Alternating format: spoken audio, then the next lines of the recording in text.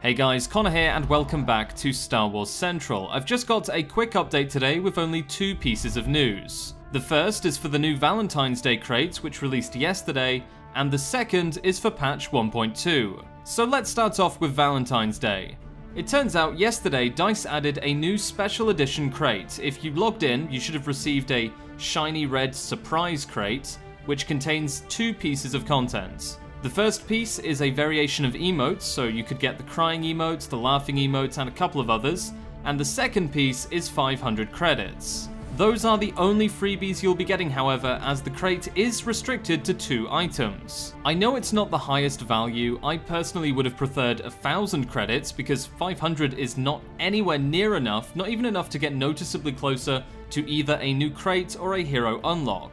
I mean, it's only barely more than playing an average game, but at the end of the day, it is a free crate, so we can't complain that much. This does bring me on to another issue, however, which is that apparently if you didn't log in on Valentine's Day specifically, then you won't receive the crate, which is just bad planning on so many levels. The whole point of free crates is to get people to log back into the game. By restricting the Valentine's Day crates to purely and only Valentine's Day, yes, you achieve the goal of getting people back in for a single day, but after that there's no point in other players launching the game, so if you find out that there's a special crate on Battlefront a day later, there's now no point in you logging back in.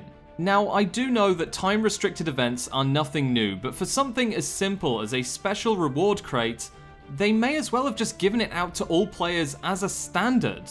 Maybe add some more rewards and make a small post about it on the official Battlefront website. This way we'd get more people back in, and at the very least we'd maximize the effectiveness of what is otherwise an incredibly simple thing to do.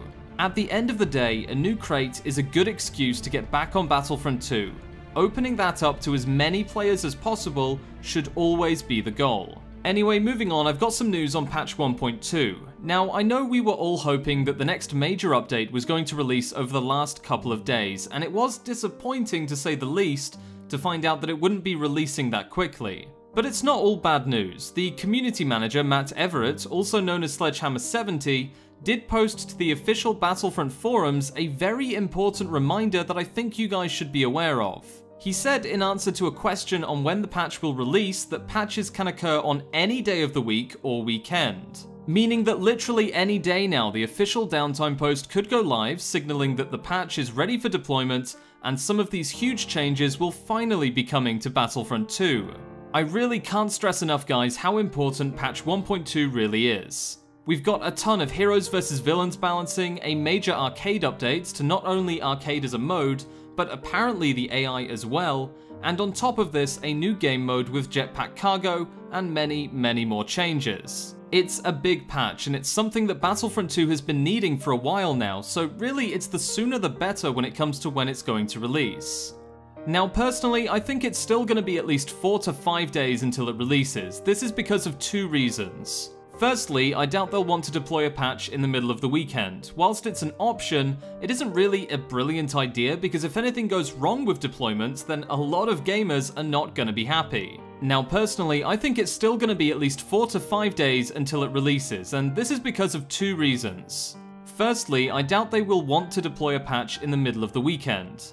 Whilst it's an option, it isn't exactly a brilliant idea because if anything goes wrong with deployment, then a lot of gamers are not going to be happy because their weekends were potentially ruined. The second reason is that the last update we got on patch 1.2 was that it was undergoing testing, and then after completing testing, it would move on to a process called certification. Certification is where they make sure that it basically won't destroy someone's PC or console, and that the patch itself is ready for release. This is normally done by the platform holders, so Microsoft and Sony will need to approve and certify the patch before it can be released on their platforms. This process can take anywhere from as little as 5 days to 2 weeks.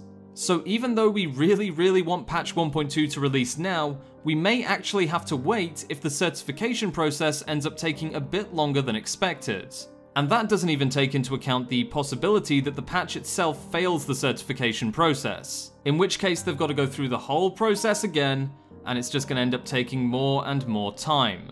Either way, I'm sure we're all patient enough to wait another week if needs be. Patch 1.2 is coming with a ton of changes, so it should be worth the wait.